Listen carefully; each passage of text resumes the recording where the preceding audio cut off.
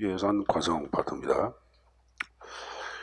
자, 과정은 예산의 절차라고 얘기하죠. 그래서 절차가 어떻게 이루어지는지 그 과정을 좀 정리해 두시고, 출제에서는 여러분들 예산 과정 파트에서 얘기하는 내용 가운데 특히 예산 집행론이 있어요. 그 집행에 목적이 있습니다. 재정 통제가 있고 신축성. 그래서 이것이 A급이에요.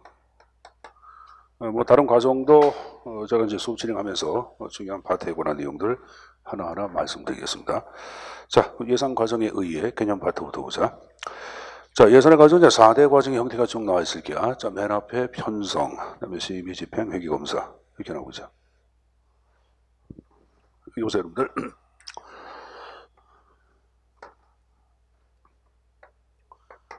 자, 요게 2020년도야. 요게 2019년도고, 요게 2021년. 자, 20년도 예산은 19년도에 편성이 이루어지고 심의가 이루어집니다. 정부에서 편성을 해가지고 국회에서 이제 심의 의결을 받죠. 그래서 매스컴 보도에 나오듯 2020년도 예산안 자체가 확정됐다. 편성안이 확정됐다. 그래서 513억 이렇게 얘기하고 있는데 513억이라고 하는 것은 여러분들 아직까지는 편성으로만 끝난 거지 국회 심의를 받은 게 아니에요. 그럼 요 편성받은 것이 국회 심의를 받고 난 다음에 심의 의결 확정된 다음에 그 다음에 집행이 이루어지는 거야. 집행 끝나고 난 다음에 사후에 잘 됐는지 회계 검사하고 결산이 이루어집니다. 그래서 예산의 과정 자체는 전체 과정이 여기 1년, 1년, 1년, 몇 년? 3년이라는 시간 자체가 내포되어 있죠, 여러분들.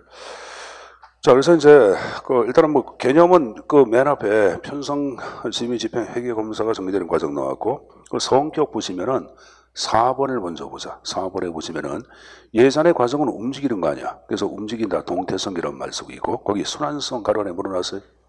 3년이란 말이 나와서 안 나왔어. 3년이라고 하는 순환성 자체가 내포되어 있습니다. 자, 성격 1번 나온 거 보자. 한 국가의 재정정책 범준에서 이루어진다. 이 말은 무슨 말이야? 정부에서 팽창정책을 피냐 아니면 긴축 재정정책을 피냐에 따라서 예산 과정은 바뀌어 안 바뀌어? 바뀌겠죠, 여러분들. 자, 그다음에 정책 성격 자체를 얘기할 때는 예산의 과정이 이루어질 때는 서로 멱살 잡고 싸움질 하겠죠. 왜? 더 달라 삭감한다. 왜 삭감에 또 싸워 안 싸워? 싸웁니다. 그러면서 조정 타협을 해야 하네. 하죠. 그 정책 성격 그러는데 출제에서는 이러한 정책 성격을 강조한 학자를 묻는 것도 시험지에 나왔어요. 거기 여러분들 두 번째 줄에 아롱 윌 다부스키라는 사람이 나왔죠. 그 윌 다부스키 같은 경우에는 예산의 과정 자체를 뭐로 파악했냐? 거기 보시면은 정치 투쟁의 결과를 기록하는 걸 이렇게 나와서 안 나왔죠. 그래서 이러한 정책인 과정의 성격으로 파악한 인물 윌 다부스키인데 학자를 좀 이어둬야 돼. 윌 다부스키. 자, 윌 다부스키는 술 먹고 꼭 싸우는 사람처럼 느낌이 들어 안 들어? 윌 다부스키. 아침에 이제 차를 끌고 오는데 앞에 K7 차가 진짜 술 먹고 운전하나 봐. 이게 술 먹고 운전하는 것 같다고 졸음운전하고는 차이점이 있어. 졸음운전은 차선 자체를 이탈했다가 다시 이렇게 가고 이렇게 그러거든. 졸음운전은. 근데 이것은 완전히 저거 뭐냐면은 술 먹은 운전이야. 술 먹은 운전. 그러니까 뒤에서 이제 여러분들 막 깜빡이 막히고 벨 막 눌렀어. 그러면서 계속 제가 따라가 봤는데 똑같이 이렇게 여러분들 똑같이 흔들. 윌 다부스키인가 봐 걔가 운전하는 애가. 자, 위스키 먹고 좀 술 먹고 막 그런다. 자, 어쨌든 간에 술 먹으면 싸움질이 안 해. 윌 다부스키 정석 성격. 자, 그 다음에 이제 세 번째 나온 게 합리적 결정 과정이란 말이 나왔는데 어쨌든 정부의 예산 자체는 정부의 돈 아니야. 그럼 이왕이면 여러분들 적게 투입해서 최선의 효과를 가져오려고 해야 하네. 하죠. 어떻게 하면 적게 투입해서 최선의 효과를 가져올 수 있는지를 결정하기 때문에 그걸 합리적 결정 과정이라는 말을 쓰고 있는 거예요. 그래서 예산의 과정 자체는 정책의 성격과 함께 합리적 성격이 동시에 내포되어 있다라고 얘기합니다. 알았습니까? 자, 그 다음에 내려가서 회계연도가 나왔는데 회계연도는 두 번째 줄 중간 나온 거 봐. 즉 예산 집행에 뭐로 나와? 유효기간을 보통 우리는 회계연도라고 얘기합니다. 자, 그럼 예산 집행 유효기간은 몇 년이죠? 1년이죠, 여러분들. 그렇게 하나 좀 정리해서 가져가시고 그 다음 페이지를 보시면 각 국가의 회계 연도가 쭉 나왔는데 암기하지 마세요. 그리고 굳이 보면 한국에서 1월 1일부터 12월 30일까지 돼 있어 안 돼 있어? 맨 첫 번째 그렇게만 좀 정해 두시고 타 국가를 묻는 문제는 안 나왔습니다. 자, 그럼 제가 이제 예산 과정 가운데 첫 번째 단계 예산 편성에 관한 내용을 정리하겠습니다. 자, 예산 편성은 출제 포인트를 보자. 예산 편성의 형식이라는 게 나오죠. 그 형식이 굉장히 중요합니다. C급 형식이 아닌 것 이렇게 출제에서 많이 나왔죠. 자, 예산 편성이 무엇인가라는 거 보자. 예산 편성이란 행정각 부처에서 다음 연도의 예산 요구서를 작성, 중앙예산기관에 제출을 하고 중앙예산기관이 이것을 사정하여 행정부의 종합적인 예산 편성안이 작성되는 절차 이렇게 나왔죠. 그러니까 행정부에서 편성해서 국회에 제출한다고 보는 거예요. 여러분들 날개에 보시면 이것을 행정부 편성 제출 예산 제도라고 나와. 예산 편성은 누가 한다? 행정부가. 국회에 제출도 행정부가 해야 한다. 이게 바로 지금 얘기한 행정부 편성 제출 예산 제도라고 언급을 합니다.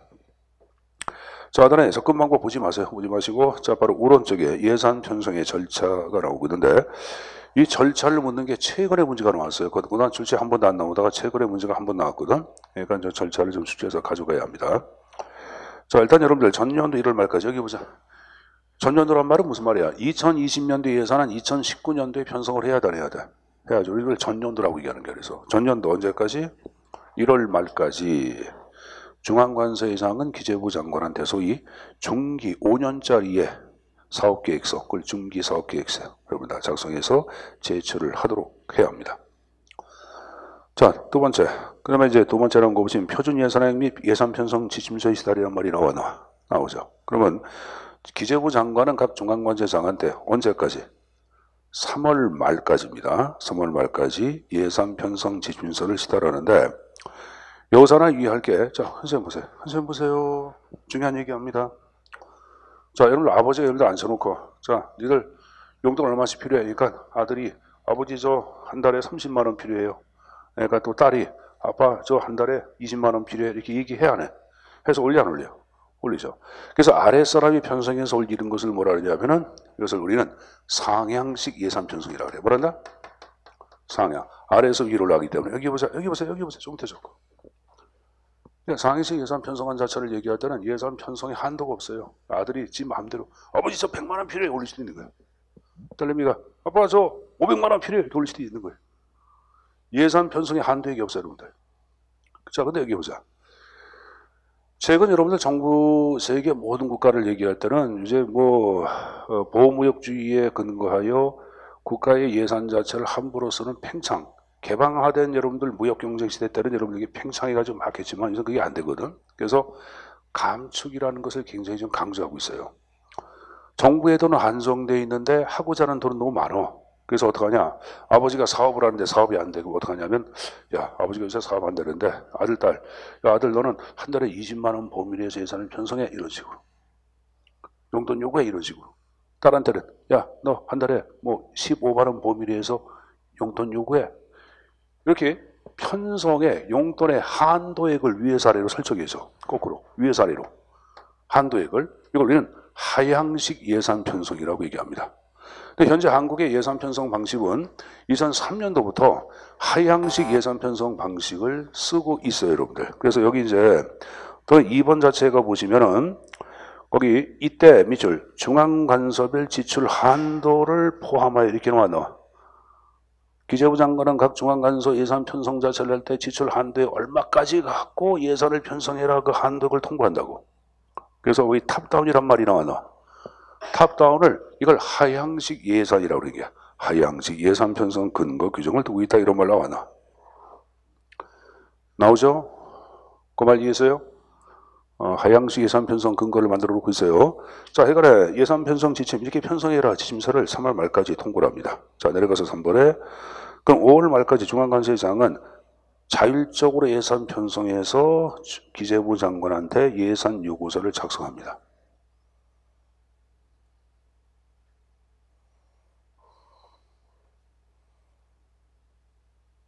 자, 그럼 여러분들 기재부 장관은 그러면 지금 각 부처에서 올린 예산 요구서를 사정을 하고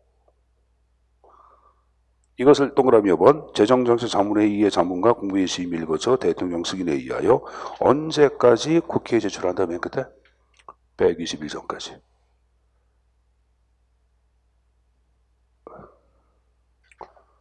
자, 그럼 이 과정을 좀 머릿속에 전개돼야 돼. 다시 보자. 예산 편성 절차를 얘기할 때는 자 거기 1월 말까지 중기 사업 계획서 작성 첫 번째 나왔죠.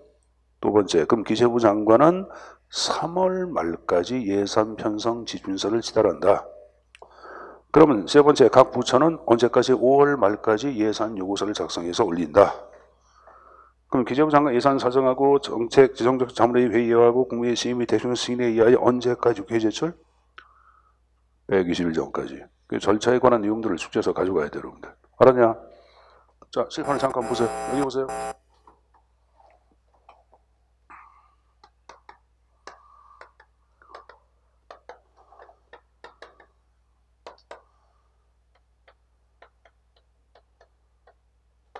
자, 물어보자. 1월 30일까지 주간관세장은 기재부 장관한테 뭘 제출해? 중기사업 계획서. 자, 3월 말까지 여러분들 기재부 장관은 각 부처에게 뭘 통보해? 예산 편성 지침서를 통보한다. 그러면 각 부처는 5월 말까지 뭘 해? 예산 요구서 작성 올린다. 120일 전까지 국회에 제출한다. 별거 아니야, 여러분들. 근데 하나 유의할 게 여기 보자. 요 3월 30일까지 뭐 한다 그랬어요? 예산 편성 지침서를 시달할 때는 예산 지출의 한도액을 명시해서 제시한다란다. 이걸 하향식이라 그래, 상향식이라 그래? 하향식 예산 편성, 탑다운. 그걸 여러분들 하향식을 거시적 예산 편성이라고 얘기해. 뭐란다? 거시적 예산 편성. 이걸 우리 뭐라 하느냐? 총액 배분한다 그래. 기재부 장관이 각 중앙관장한테 지출 한도액을 명시하는 것을 총액 배분한다 그래. 자, 그럼 여기 보자. 그럼 5월 말까지 각 부서의 장관 자체는 예산을 어떻게? 자율적으로 편성해가지고 예산 요구서를 국회에 제출한다고 얘기해서 했어요. 했죠? 자, 그럼 여기 봅시다. 그럼 칠판에 정리한 요거 묶어서 우리 뭐라 하냐? 총액 배분 자율 편성제라고 얘기합니다. 자, 묶어서 뭐라 한다? 총액 배분 자율 편성제라고 한다. 묶어서 총액 배분 자율 편성제라고 한다. 하나 적어보세요.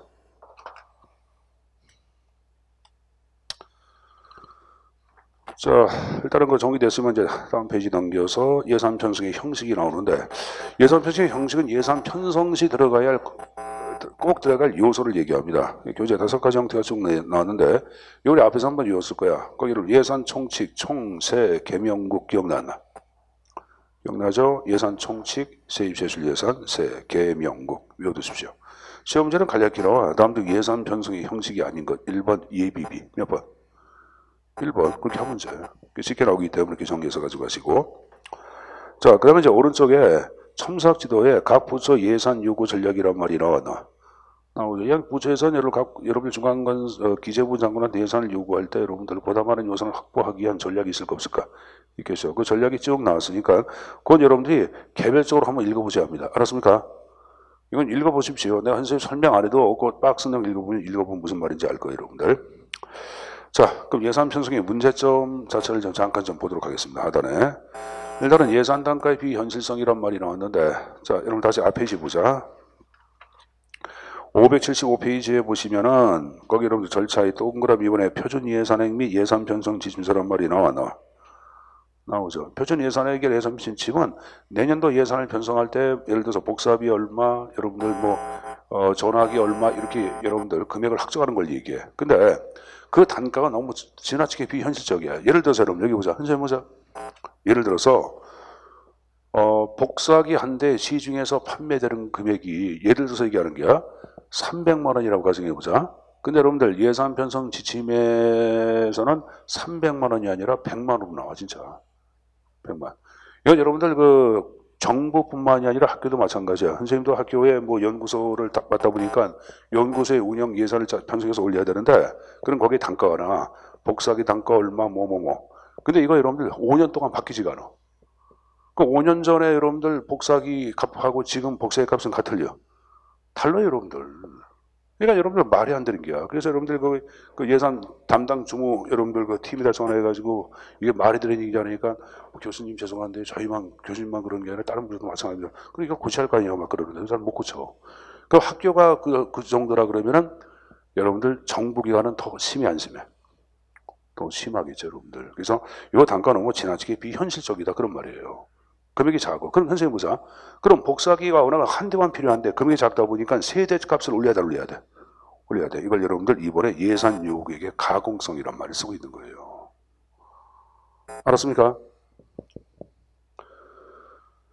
그리고 세 번째, 자원 배분의 비합리성을 얘기할 때는 보다 과학적으로 정확히 분석해가지고 꼭 필요한 부처한테 예산을 더 줘야 되는데 이렇게 하는 것이 아니라 정치적으로 힘이 센 실세 부서가 있어 없어? 실세 부서가 있으니까 실세 부서한테 보다 많은 예산을 주는 걸 얘기해요. 이게 바로 자원 배분의 비합리성을 얘기합니다. 또 예산 편성 과정 자체가 여러분들 이 국민들한테 공개가 돼 안 돼? 공개가 안 되고 있죠. 이게 바로 민중통제의 미흡이다 이렇게 얘기하죠. 그래서 문제점에 관한 내용들 4번까지 암기할 필요는 없지만 읽고 이해해 주십시오. 자, 그리고 제가 첨삭지도의 부처 예산 요구 전략은 꼭 읽어보라고 얘기했어요. 거기 이달근 교수는 서울대 행대 교수야. 이 양반 외에 서울대 교수하고 연대 교대 고대 교수들이 테마 행성이라는 책을 썼는데 그 책의 내용 가운데 내용들을 꼭 읽어보라고 좀 정리해 놓고 있습니다. 자, 말씀을 이제 넘겨서 제3절에 예산 심의 나온 거 봐. 편성 다 끝났어요. 이제 국회에 제출하면 국회에서 심의를 해야 돼. 해야죠. 그래서 예산 심의에 관한 내용이 쭉 나오고 있는 거예요. 예산 심의 나온 거 보자. 개념을 한번 읽어보겠습니다.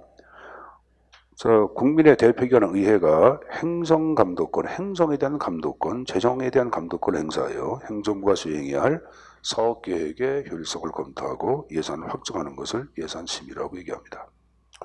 그럼 당연히 행정부의 예산을 국회에서 심의한다는 것은 국회가 행정부를 통제하는 게 아니라는 게 통제하는 거죠. 두 번째 절 끝에 예산심의는 입법부의 행정부에 대한 통제로부터 발달했다 이런 말이 나오고 있는 거예요. 자, 그거 봤으면은 여러분들 쭉 어딜 보냐? 바로 오른쪽 579페이지에 이번에 각국 예산심의제도의 비교가 쭉 나오고 있을 거예요. 자, 제일 먼저 대통령 중심제 의원 내각제. 그럼 어디가 엄격한 심의할까? 대통령 중심제가 보다 엄격한 심의를 하겠죠. 의원 내각제는 그물의 그 밥 아니야. 그래 안 그래요? 의회에서 내각을 구성하기 때문에 그물의 그 밥이에요. 그 형식적인 심의는 끝난다고. 그래서 엄격한 심의는 대통령 중심제. 두 번째, 한국은 예산 법률주의야, 예산 의결주의야. 한국은 예산과 법률을 구분한 예산 의결주의라 그랬잖아. 미국하고 영국은 예산을 법률로 보지만 한국은 아니라 그랬잖아. 예산의 형식과 법률의 형식은 다르다고 파악했잖아.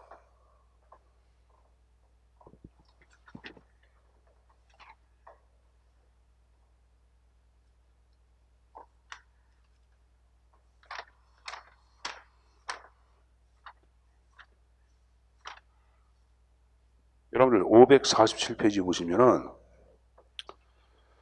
거기 맨 위에 547 맨 위에 예산과 법률 나왔잖아. 우리 지난주에 배웠던 게야. 그래서 여러분들 두 번째 줄 예산을 법률에 영식해서 영국, 미국 나왔고 세 번째 줄 한국, 일본은 예산 의결주의라고 나왔고 그 밑에 예산과 법률을 비교한 박스 우리 지난주에 설명해서 안 했어요. 했잖아. 그래서 579페이지 한국은 예산과 법률을 구분하는 예산 의결주 입장이 들어간다. 자, 그 다음에 단원제와 양원제 신속한 심의는 어디예요? 단원제 신중한 심의는 양원제가 돼야 되겠죠. 여러분들 구분해서 내용을 좀 정리해서 가져가십시오.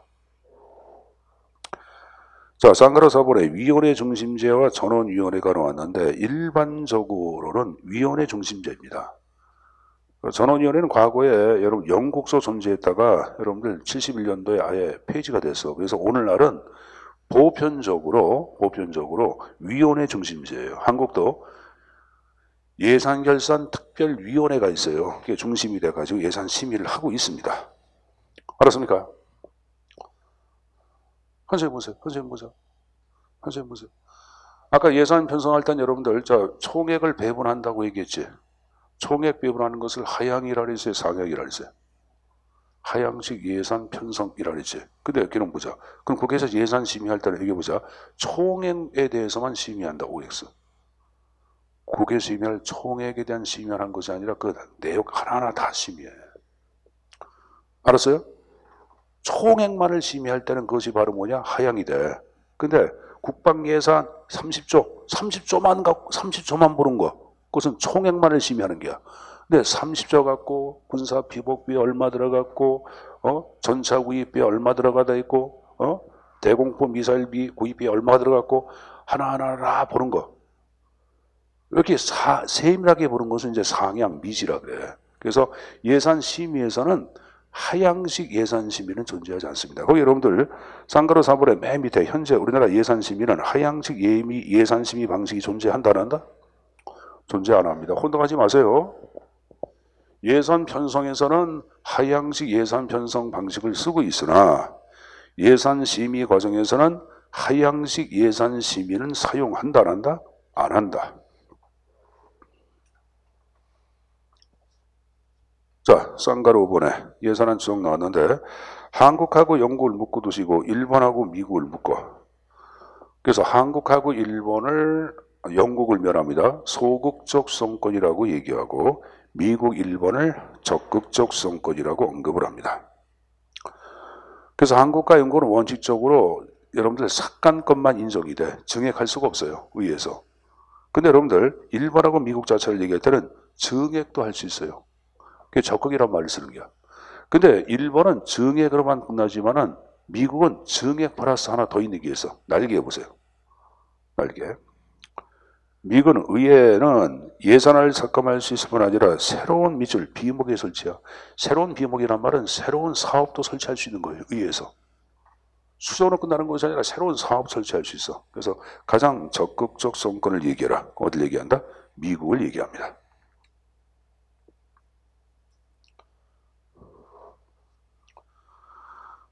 자, 박수문 넘겨서 임시예산 보지 마시고 예산심의 절차. 자, 이게 C급이야. 아까 설명 안 했는데 심의에서는 예산심의 절차가 많이 나옵니다.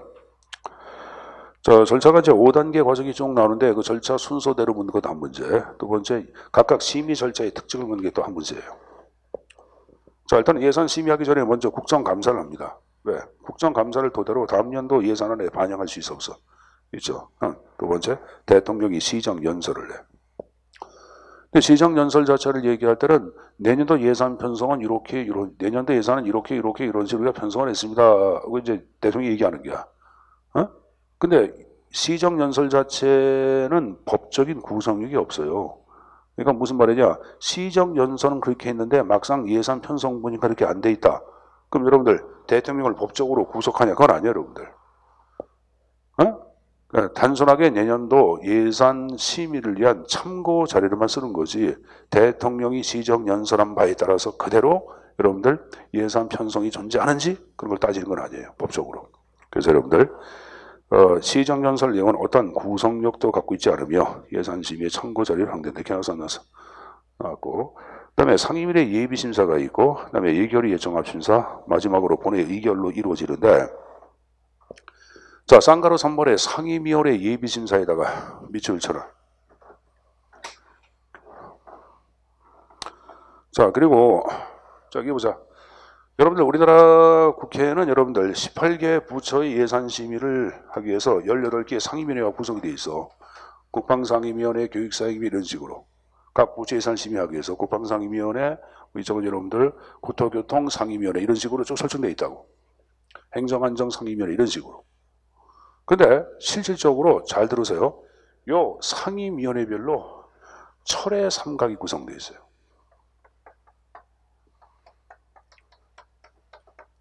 자, 우리 공부하신 분들 철의 삼각을 얘기할 때는 이렇게 얘기했지. 정부, 의회, 그 다음에 기업.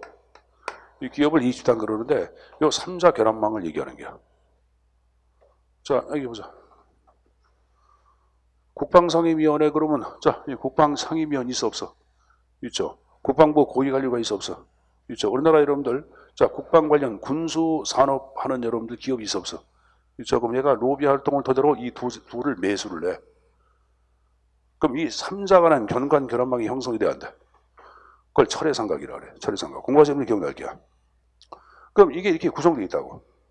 그럼 상임위원 예비심사를 할 때는 그러면 이 민간 기업 자체한테 돈을 먹어 안 먹어? 먹었으니까 민간 기업을 위해서 새로운 사업을 자꾸 만들어 주려고 해야 하네. 한다고. 그래서 우리가 방금 상임위원회는 지금 얘기한 식으로 두 번째 줄 사업지향. 이 사업지향이 바로 확장지향이란 말을 쓰고 있는 거예요. 그래서 상임위원회 예비심사를 우리는 선심위원회의 심이라고 얘기합니다. 네, 상임위원회가 선심위원회라고 불리기 때문에. 그런데 적어나 철회삼각 구성, 상임위원회별로 실질적 철회삼각 구성. 실질적 철회삼각 구성.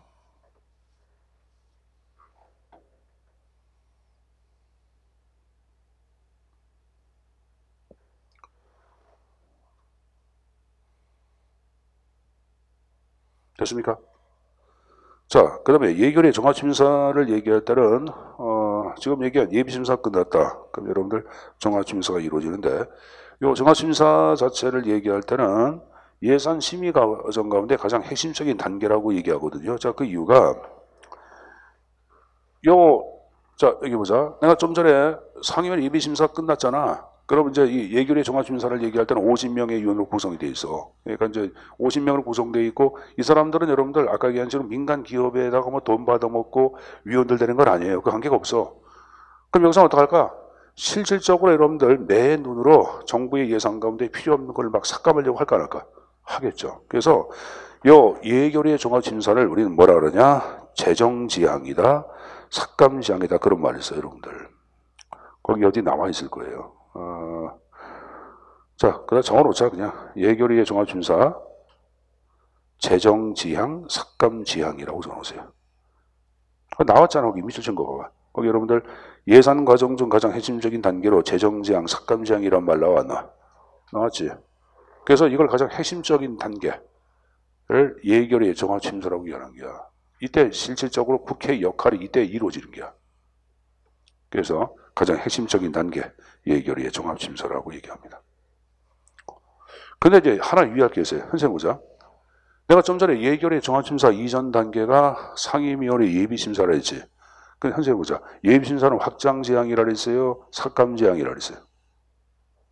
그죠? 아니, 미안합니다. 상임위원회를 얘기할 때는 상임위원회, 삭감지향이야, 확장지향이야? 확장지향이라 했잖아. 근데 항상 확장은 아니야. 상임위원회에서도 경우에 따라 삭감하는 경우가 있을까 없을까? 있겠지. 그러면 상임위원회에서 삭감한 내용에 대해서 예결위는 여러분들 마음대로 거꾸로 또 증액할 수 있냐? 그건 아니에요, 여러분들. 그래서 밑에서 세 번째 줄 끝에 소관 상임위원회에서 삭감한 제출 예산의 각 항의 금액을 증가하거나 새로운 비목을 설치할 때는 예결위 마음대로 못해. 어디에 동의를 얻어야 돼? 소관 상임위원회 동의를 얻고 해야 합니다. 알았습니까? 그것도 지문 나오면 의외로 많이 틀려. 국회법에 나온 거예요. 국회법에.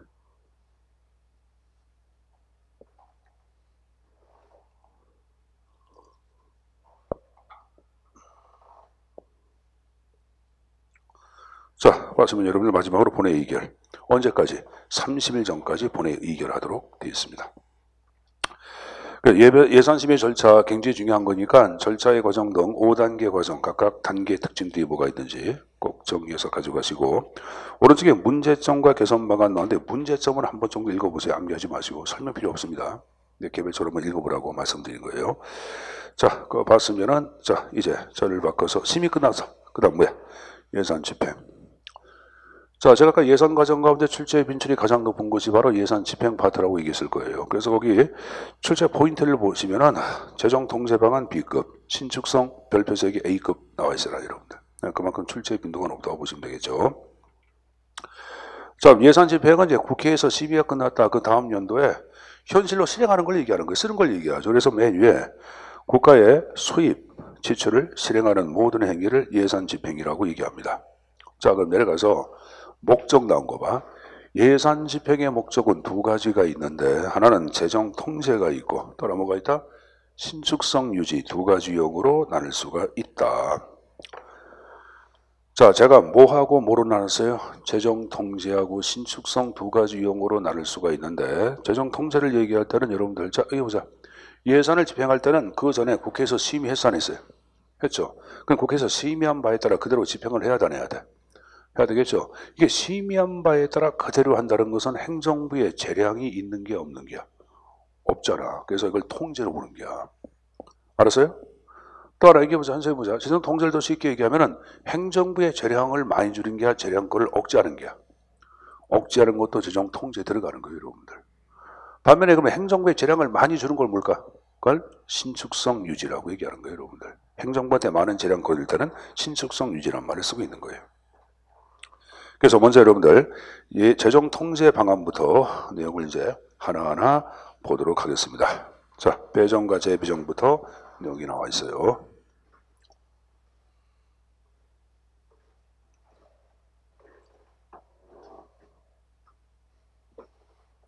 자, 여러분들 배정 자체를 얘기할 때는 여기 보세요.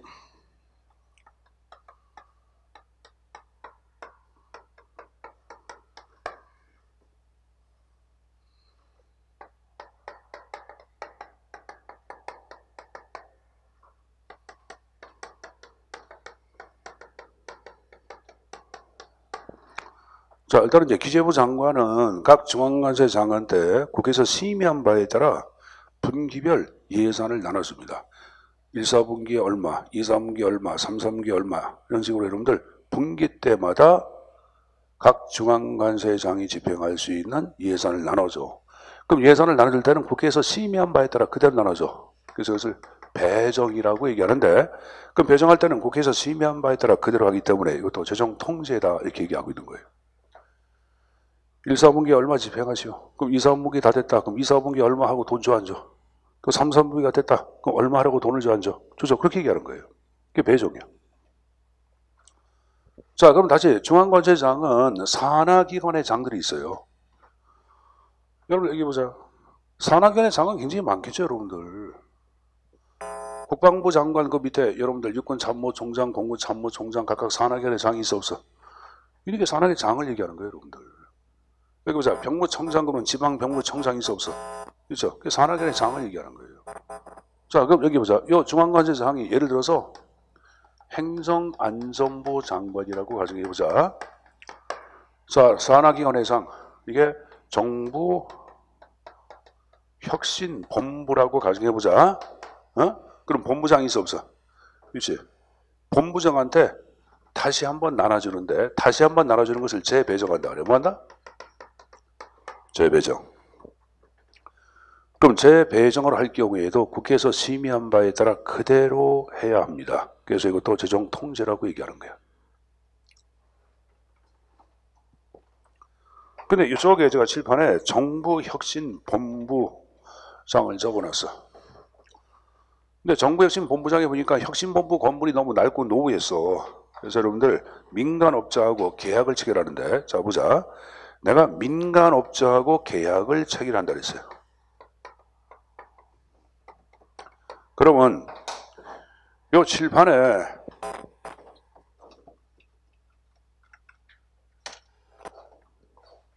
요 계약 있죠, 계약.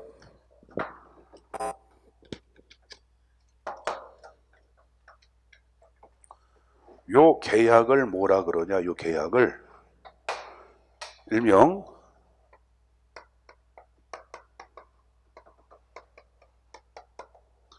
이걸 지출 원인 행위라고 얘기합니다. 무슨 행위? 지출 원인 행위. 근데 이거 말 별로 어려운 게 아니야.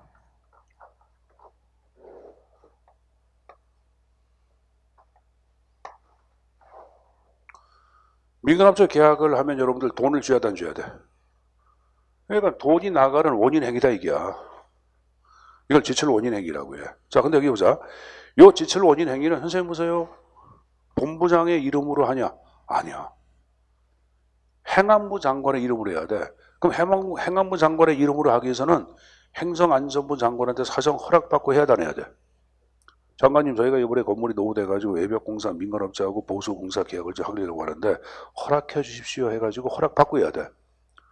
그래서 장관의 허락을 받게 하기 때문에 이것도 재정 통제라고 얘기하는 거예요. 뭐란다? 재정 통제. 자, 그럼 선생님 다시 물어보자. 요 지출 원인 행위는 실질적으로 누가 하냐면은 지금 얘기한 누가 이게 정부혁신본부장이 했죠. 그럼 본부장을 뭐라 하냐면은 이를 재무관이라 그래. 뭐란다? 재무관.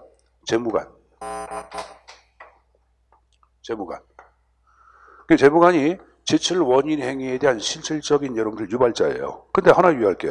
근데 재무관의 이름으로 했어요? 중앙관서장의 이름으로 했어요? 중앙관서장의 이름으로 했잖아. 그래서 중앙관세장을 지출 원인 행위에 대한 형식상의 회계 책임자라 그래요. 요 지출 원인 행위에 대한 형식상의 회계 책임자 중앙관세장이라고 얘기합니다.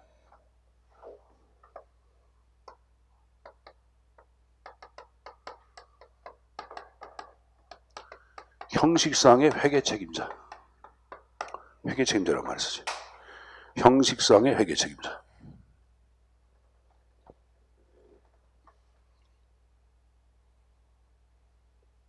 그럼 다시 보자. 그럼 제가 지금 지출 원인 행위를 했어요. 그럼 민간업자한테 이제 돈을 줘야 돼, 안 줘야 돼? 돈을 줘야 되겠지. 그럼 돈은 그럼 재무관이 주냐? 얘가 아니야. 돈 주는 사람은 따로 있어야 돼. 그 돈을 주기 위해서 이 중앙관세장은 다른 사람을 임명해. 돈 주는 사람을 지출관이라 그래. 뭐란다? 지출관을 임명을 해. 보통 지출관을 얘기할 때는 각 부처에 여러분들 경리 담당 책임자가 있을 거예요. 뭐 경리팀장이라든가 총무과장이라든가 이런 사람이 있거든. 이런 분들이 보통 지출관이 돼. 그러면 지출관이 누구한테? 민간업자한테 돈을 줘. 이 돈을 주는 것을 뭐라 그러냐? 지출행위라 그래요. 무슨 행위? 지출행위. 지출행위에서는 여러분들 원인자가 빠졌다. 근데 정부에 지출할 때는 현금으로 주냐? 못 줘요. 수표 발행도 안 돼. 반드시 계좌 이체를 하도록 되어 있습니다. 뭐 하도록 되어 있다? 계좌 이체.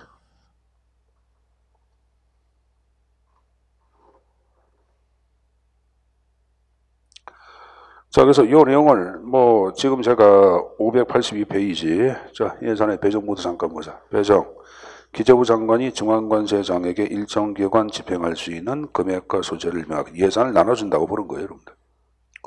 오른쪽에 재배정 나온 거 보자. 위에 세 번째 줄. 각 중앙관세장은 배정받은 예산의 범위 내에서 다시 산하기관회장 재무관한테 예산을 배정해 주는 기관에서 나왔어. 나왔죠? 한 장을 넘겨보세요. 자, 맨 위에 지출 원인 행위의 통제 나온 거 보자. 지출 원인 행위란 국가의 지출 원인이 되는 계약 및 기타 행위. 이를 담당하는 형식상의 회계 기관은 중앙관세장이나 아까 얘기했죠? 실제 누가 한다? 재무관이 한다. 또한 지출을 하고자 할 경우 지출관이 임명되는데 지출관은 재무관으로부터 지출 원인 행위의 관계 서류를 송부받아 지출을 결정하고 명령, 계좌 이체한다 이렇게 나왔죠. 이 계좌 이체하는 것을 뭐라 한다? 우리는 지출 행위라고 얘기하는데 그 밑에 지출관은 거기 밑에 계좌 이체의 권한을 갖고 있다 가로 아래 지출 행위란 말이 나왔죠. 그리고 3번 지출 원인 행위는 중앙관서장의 허락하에 이루어지며 월별로 기재부 장관한테 보고해야 하므로 재정 통제 방안에 들어간다 안 들어간다? 들어간다 이렇게 나왔어 안 나왔어? 나왔죠. 이런 걸 보고하는 것을 보통 내부 통제라고 그래. 뭐란다? 내부 통제. 그래서 맨 위에 지출 원인 행위의 통제와 내부 통제란 말 나와 안 나와? 나오죠. 이걸 달리 얘기할 때는 재정 집행 관리라고도 얘기합니다. 이렇게 좀 이걸 재정 집행 관리라고도 얘기해요, 여러분들. 보고하고 막 그런 것들, 그것을 보고하도록 하는 것을 재정 집행 관리라고 표현하기도 합니다.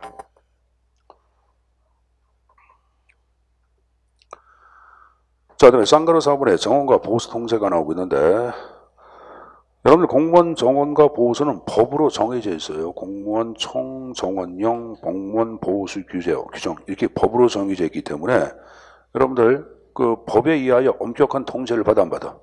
받죠. 그래서 재정 통제를 보고 있는 거예요.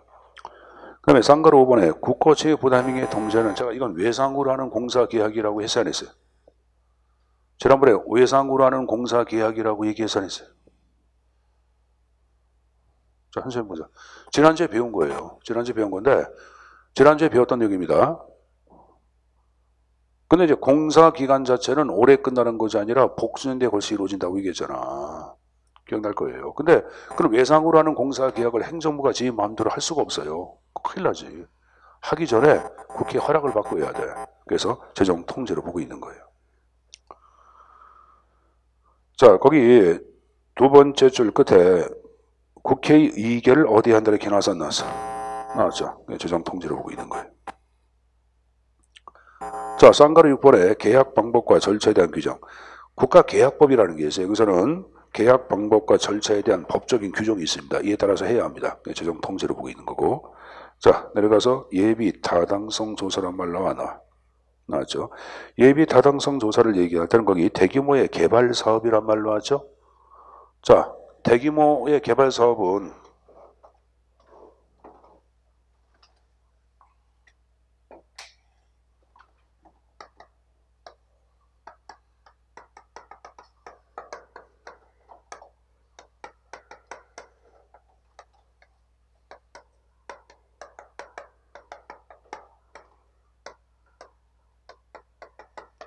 총 공사비가 500억 이상이고 그리고 정부의 투자 아니면 지원액이 300억 이상인 사업이야. 그러니까 500억 가운데 300억 이상이 정부가 투자한 걸 얘기해요. 뭐 엄청나게 큰 사업이 아니야. 엄청나게 큰 사업이죠. 그럼 이거 함부로 하면 돼, 안 돼? 함부로 하면 안 돼. 그래서 여러분 사전에 계략적인 여러분들 타당성이 있는지 없는지를 조사하는 것을 예비 타당성 조사라고 얘기하는 거예요. 특히 이 예비 타당성 조사에서는 경제성이 있는지 없는지를 분석을 해. 뭘 분석한다? 경제성. 자, 여기 보자. 지금 여러분들 송도에서부터, 인천 송도에서부터 자, 서울 용산까지 GTX 고속 전철 아니에요, 여러분들. 고속 철도가 아니라 고속 전철. 그래서 여러분들 용산까지 송도에서 얼마? 뭐 25분? 30분? 뭐 이렇게 얘기하는 것 같은데 30분입니다. 그래서 이것에 여러분들 2년 전인가? 3년 전인가? 조사할 땐 여러분들 예비 타당성 조사를 통과하지 못했어요, 여러분들. 이 사업이. 근데 문재인 정부에 들어와서 여러분 다시 한번 조사해가지고 이게 통과가 됐어요, 여러분들. 이거 분석할 때는 비용 편익, 비용 효과 분석 이런 거 한다고. 이런 것도 하고 여러분들. 뭐 하여간에 분석을 해요, 여러분들. 분석을 하는데 분석을 토대로 사업의 수익성이 있다고 인정이 돼서 이제 착수가 이제 진행이 될 게야. 그래서 송도에 사는 사람들이 굉장히 좋아, 안 좋아? 송도 사시는 분들, 인천 송도. 한번 남기시오. 관계 없어요, 여러분들. 관심 없어요? 송도 집가보는 거 기분 나쁘지? 자, 근데 이제 요거는 내가 볼 때는 정치적인 요인이 있을 것 같아. 요인이. 그 이유 중에 하나가 글쎄요, 여러분들. 지금 경기가 좋아, 안 좋아? 경기가 안 좋으니까 경기를 좀 활성화해서 정부에서 개발사업 전개할 수밖에 없거든요, 여러분들. 그래서 특히 이제 수도권 지역에 인구가 집중되어 있다 보니까 수도권 중심으로 개발사업을 많이 필 수밖에 없을 거예요. 그래서 GTX가 지금 여러분 여기만 그런 게 아니라 뭐 몇 군데 좀 하잖아. 이거 하는 게 아니라 동탄에서부터 뭐 여러분들 하는 것도 있고 또 어디야. 뭐 하여간에 이제 몇 군데 하는 걸 알고 있는데 몇 군데 하는 사업들이 대부분 타당성 통과를 했어요, 여러분들. 통과를 했는데 나는 그래서 이거를 예비 타당성 조사 자체를 그냥 코에 걸면 코골이 이런 식으로 하지 말고 냉정하게 합리적으로 해야 돼요, 여러분들. 이명박 정부 때 4대강 정비 사업 있죠? 그게 14조가 들어갔잖아. 근데 맨 처음에 들어갈 땐 실조밖에 얘기 안 했었거든. 그리고 예비 타당성 조사 결과 사업의 수익성이 없다고 다 판단됐어요, 여러분들. 그럼 사업을 해야 되나 해야 돼? 하지 말아야 되겠지. 그것도 여러분들 그냥 무시해버리고 사업한 거예요. 그 나중에 말이 생기지. 그래서 현 정부도 잘하는 건 잘하지만은 여러분들 못하는 건 못한다고 얘기되는데 정치하고 여러분들 이건 약간 좀 별개로 좀 생각을 해야 돼. 그래서 진짜 심도 있게 분석을 해가지고 사업 착수가 되게끔 해야지, 여러분들. 그래서 하여간 예비 타당성 조사를 토대로 경제성이 없을 경우는 사업 진행이 안 돼요, 여러분들. 그리고 예비 타당성 조사 끝나고 난 다음에 하는 것이 바로 타당성 조사가 이루어져. 하여간에 예비 타당성 조사는 여러분들 신중한 착수를 위해서 사전에 검토하고 통제한 게 안 한 게 한 거지. 그래서 재정 통제 방안에 들어가고 있는 거예요. 이 페이지에 예비 타당성 조사와 타당성 조사 비교가 나와. 박스. 예비 타당성 조사가 끝나고 난 다음에 타당성 조사로 간다고 얘기했을 거예요. 자, 그래서 조사 내용 나온 거 봐. 포괄적인 경제적, 정책적 측면을 조사하는 게 예비 타당성 조사하고 그 밑에 조사 주체가 누구예요? 기재부 장관입니다. 그리고 내려가서 여러분들 조사 기간, 단기간 이렇게 나와서 안 나왔어. 나왔죠. 그리고 이걸 통과한 다음에 타당성 조사가 이루어지는데 거기 개념 나온 거 보자. 예비 타당성 조사를 통과한 후 본격적인 사업 착수를 위한 조사 이렇게 나와서 안 나왔어. 나왔죠. 근데 여기서는 뭘 분석하냐면은 세 번째 줄 기술성 분석이야. 현재 갖고 있는 가용 기술로서 이 사업을 우리가 충분히 집행할 수 있는지 기술성을 분석하는 거예요, 여러분들. 누가 하냐? 주무부처가 하는 거예요. 누가 한다? 주무부처가. 그래서 기술성 분석을 토대로 여러분들 그런 가용 기술을 가지고 있지 않을 경우에 외부 전문가를 여러분들 어떻게 해야 돼? 유입을 해가지고 여러분들 해야 다녀야 돼. 해야지. 기술성 분석하는 거고 충분한 시간을 투입해서 하는 게 타당성 조사입니다. 아직까지 예비 타당성과 조사하고 타당성 조사를 비교하는 문제는 안 나왔습니다. 그렇지만 나올 기원성은 있어요. 그러니까 박스 좀 준비해서 가져가십시오. 자, 그 다음에 이제 그 밑에 재정진단제도가 나왔는데, 자, 재정진단자체를 얘기할 땐 여러분들, 이거는 이제 지방정부를 대상으로 하는 거예요. 지방정부. 근데 하나 우리가 얘기해보자. 광역단체에 대한 재정진단은 행정안전부가 하는 거고, 기초단체에 대한 재정진단은 광역단체장이 하도록 되어 있습니다. 그래서 일단은 재정진단 자체를 재정진단 대상으로 선정된 지방정부는 재정 운영 자체를 잘못할 경우에 대상적으로 선정이 돼. 그러니까 선정된 것 자체도 기분 좋을까 나쁠까? 나쁘겠지, 여러분들. 그래서 거기 반가로 이번에 행안부 장관 또는 시도지사가 재정진단을 실시할 지방정부 당국왔다. 1번 나온 거 보자. 외우지 마시고 한번 읽어보자. 세입 예산 중 채무 비율이 세입 예산의 일정 비율을 초과하거나 채무 잔액이 과다한 지방정부. 그럼 재정 운영을 잘한 게야, 잘못한 게야? 잘못한 거죠, 여러분들. 그 다음에 계산상 세입 실적이 예산액보다 현저히 감소하거나 조상 증명은 지난번에 배웠죠? 내년도에 쓸 것이 올해 들어왔으면 내년도에 써야 되는데 올해 써버리는 걸 얘기해. 잘한 게 못한 게. 잘못한 거지. 갑을 하는 거 아니에요, 여러분들. 아버지가 갑을 막 해. 그럼 잘한 게 잘못한 게. 잘못한 거죠, 여러분들. 그런 걸 얘기하는 거예요. 인건비 등 경상비 성격의 예상비율이 높아 재정 운영의 건전성이 현저히 떨어지는 지방정부에 대해서 재정진단을 실시하도록 되어 있습니다, 여러분들. 그래서 1번과 2번과 3번을 비율하는 건 아니고 재정 운영을 제대로 못한 지방정부에 대해서 재정진단이 이루어지는구나. 그럼 진단 끝났어요. 자, 분석 결과 야, 이 지방정부 재정 운영 너무 못해서 그럼 다음 페이지 보자. 다음 페이지 보자. 그럼 뭐라고 진단하냐? 재정위기단체라고 진단을 해. 그래서 거기 위에 두 번째 줄 재정위기단체로 지정하고 이렇게 나오죠, 여러분들. 그래서 지방세 발행과 일정 규모 이상의 신규 사업 추진을 제한한 하도록 되어 있습니다. 그래서 인천광역시 같은 경우에도 여기 보자. 한 3년 됐나? 3년 전에 여러분들 재정 진단을 받아가지고 재정위기단체로 지정이 돼. 그래서 지정되면은 여러분들 지방정부가 지방채 발행 함부로 못해. 지방채 발행 함부로 못하고 새로운 사업 전개를 못해. 그래서 굉장히 인천이 한때는 힘들어했어요. 이게 언제냐면은 벌써 3년이 아니라 벌써 꽤 됐구나. 한 7, 8년 된 것 같다. 지금 박남춘 시장 이전 시장이 누구죠? 유정복 시장. 그 전이 이게 저기 안상수 시대 그거다. 안상수. 꽤 오래됐구나. 한 10년 넘은 것 같다. 10년 넘은 것 같다. 이거는 이제 지금 얘기한 재정진단제도도 재정통제반에 들어간다고 보시고 그냥 읽고 개념을 이해하는 쪽으로만 접근하시면 됩니다. 자, 그래서 재정통제 쪽 파악해봤고 좀 쉬었다가 신축성 또 정리를 하도록 하겠습니다. 쉬었다 합시다.